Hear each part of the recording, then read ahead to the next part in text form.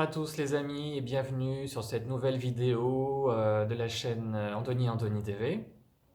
Une fois n'est pas coutume, je suis tout seul, Anthony travaille, donc l'occasion pour moi de me présenter, hein, Anthony Melaël ou Melaël tout court si vous préférez. Donc j'accompagne Anthony déjà depuis un certain nombre d'années dans la pratique des mantras que vous avez pu découvrir déjà à travers quelques vidéos. Et on souhaitait tout d'abord déjà vous remercier car vous êtes de plus en plus nombreux à nous suivre chaque jour sur YouTube. Et ça nous fait vraiment très plaisir, vraiment, on est très content que ça vous touche et on a des retours très positifs. Donc on est vraiment très touchés et on vous en remercie beaucoup. Donc le thème de la vidéo d'aujourd'hui, c'est pourquoi pratiquer les mantras et comment les pratiquer. Ceci pour répondre à un certain nombre de vos questions que j'ai vues sur YouTube. Donc pourquoi pratiquer les mantras au quotidien? Déjà, je pourrais vous parler bien sûr de mon expérience personnelle qui est importante, je pense, puisque par rapport à des problèmes de santé, à des soucis de santé, j'ai développé il y a quelques années en effet une maladie auto-immune. Et la pratique des mantras et du mantra du Bouddha de médecine en particulier m'a énormément aidé car je me suis rendu compte que la pratique de la méditation n'était peut-être pas forcément suffisante. Ça a aidé énormément, bien sûr, mais il manquait un petit quelque chose. Et effectivement, la récitation de ces mantras a apporté ce qui manquait vraiment, à combler ce vide que je ressentais. Pourquoi Pour moi, la récitation du mantra, en particulier donc du Bouddha de médecine, en ce qui concerne les problèmes de santé, qui peuvent être physiques ou psychiques d'ailleurs, hein, les deux peuvent être parfois liés, euh, ça fait une résonance. Quand vous récitez le mantra, ça résonne autour de vous. Vos cordes vocales sont un instrument très important. Il y a une résonance, ça résonne en vous, ça résonne autour de vous. Et ce que j'ai pu ressentir et vérifier au quotidien, c'est que vraiment cette résonance du mantra modifiait quelque chose en moi, vraiment très fortement.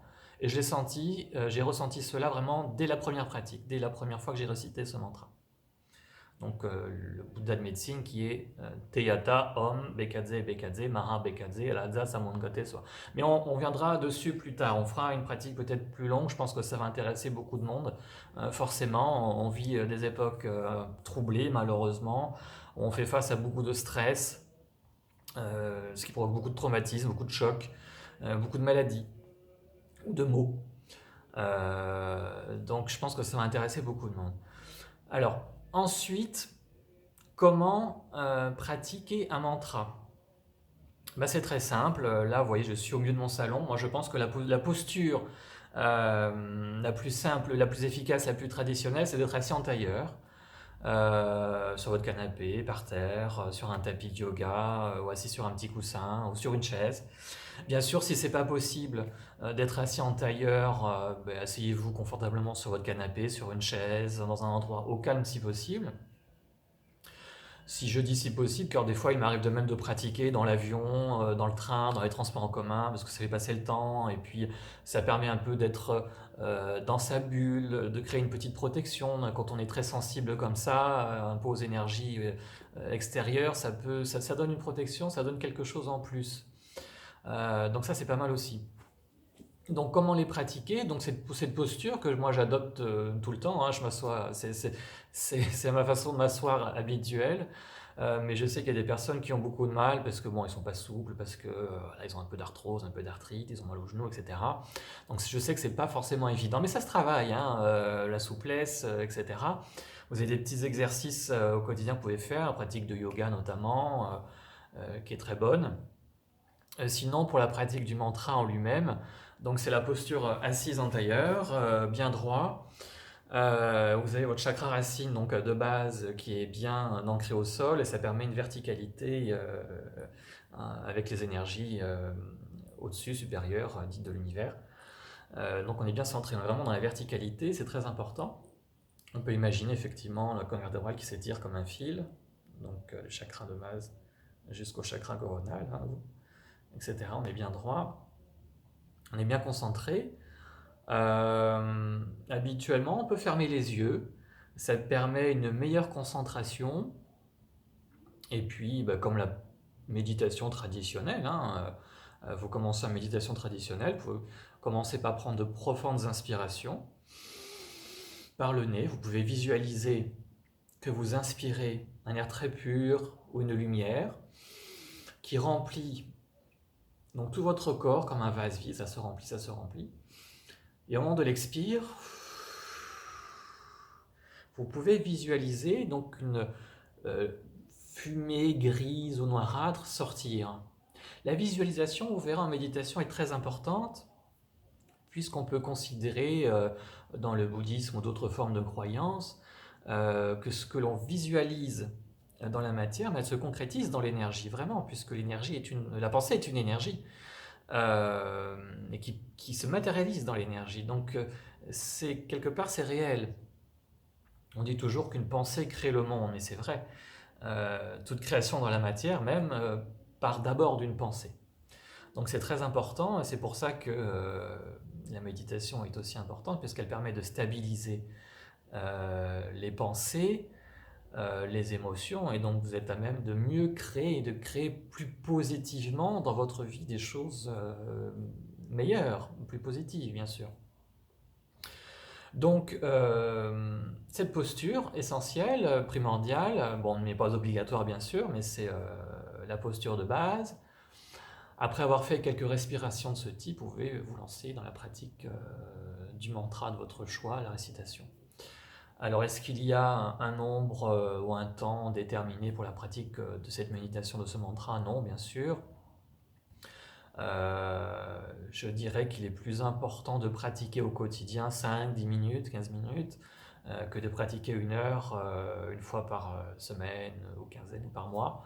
La pratique la plus régulière étant la plus importante parce que ça va permettre de reprogrammer les informations négatives que vous avez pu absorber et qui ont créé vos problèmes, vos maux, internes ou externes d'ailleurs. Donc ça c'est très important. Et ensuite vous pouvez vous lancer dans la pratique elle-même, la récitation. Alors, à voix basse ou à voix haute, ça dépend, c'est un choix personnel. Là, au début, on est un peu timide, on n'ose pas trop, on a un peu peur même du son qui sort de notre bouche parce qu'on ne chante pas toujours très juste. Mais je pense qu'il faut vraiment se détacher de ce souci de la performance. Ça, c'est toujours un petit peu l'ego qui parle, hein, toujours un petit peu honte, on a peur d'être écouté par quelqu'un qui est dans les pieds de côté, etc. Il faut vraiment se libérer de tout ça, du regard des autres, du jugement des autres tout simplement et vraiment se recentrer sur soi-même. C'est très important. Et une fois que vous êtes centré sur vous-même, vous y allez. C'est lâcher prise. Et puis vous récitez votre mantra. Donc là, je vais prendre l'exemple du mantra de la compassion. Om Mani Padme Hum. Donc, Om Mani Padme Hum, Om Mani Padme Hum, Om Mani Padme Hum, Om Mani Padme Hum, Om Mani Padme Hum, Om Mani Padme Hum, Om Mani Padme Hum, Om Mani Padme Hum, Om Mani Padme Hum. Donc peu importe le nombre de fois, à la rigueur, je vous dirais même de ne pas penser au nombre. En tout cas au début. On pourra reparler, on pourra faire une autre vidéo effectivement sur si vous voulez égrener comme les Tibétains le font avec un mala, vous savez ce petit rosaire tibétain qui égrène un certain nombre de fois les petites perles. Ça on pourra en reparler, mais ça c'est pas très important, surtout si vous débutez. L'essentiel c'est vraiment d'être dans votre bulle, de lâcher prise avec ce qu'il y a autour, avec votre quotidien. C'est très important et la récitation de ce mantra justement va donner une direction à vos pensées, une vibration particulière et vous allez vraiment couper avec tout ça. Et ça va être, je pense, comme moi, en tout cas je l'espère, sans doute un nouveau départ dans vos vies. En tout cas ça l'a été pour moi et j'espère sincèrement que ces petites vidéos vont vous aider dans votre quotidien, dans vos pratiques. Si vraiment vous voulez vous mettre dans ces pratiques de mantra de façon totalement laïque et libre. Donc n'hésitez pas à poser vos questions. On est là, hein, vous pouvez me retrouver sur Facebook, j'ai une page Facebook, hein, Anthony Melael, vous pouvez m'envoyer des petits messages privés, il n'y a pas de souci. Ou même sur YouTube, on répondra à vos questions, il n'y a pas de problème. Je vous remercie beaucoup de m'avoir suivi et écouté. J'espère avoir été clair dans mes explications. C'est ma première vidéo, donc j'implore votre indulgence si j'ai pas été très performant. Mais en tout cas, j'ai fait du mieux et je vous embrasse très fort. À très bientôt. Merci beaucoup.